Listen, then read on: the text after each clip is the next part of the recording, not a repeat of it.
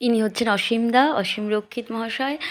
তার বাড়িতেই খাওয়া-দাওয়া, এই যে ডিরেক্টর সমীর মাঝি আমন্ত্রিত। আর পোলাও পুষ্পান্ন করেছেন এই যে অভিনেত্রী গর্বিতা ও সাহা, উনি জল খাচ্ছেন।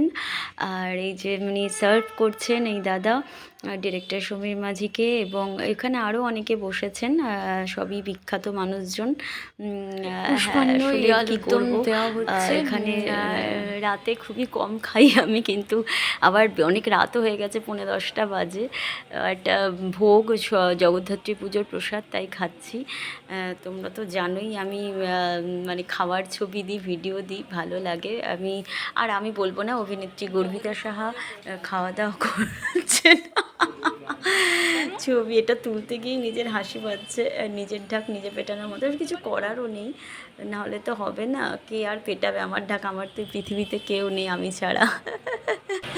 ওই কারণেই নিজের ভিডিও শ্যুট নিজেই করছি, নিজের সেলফি মুডে তুলে এই খাচ্ছি আর তোমাদের সাথে বক বক করছি, গল্প করছি।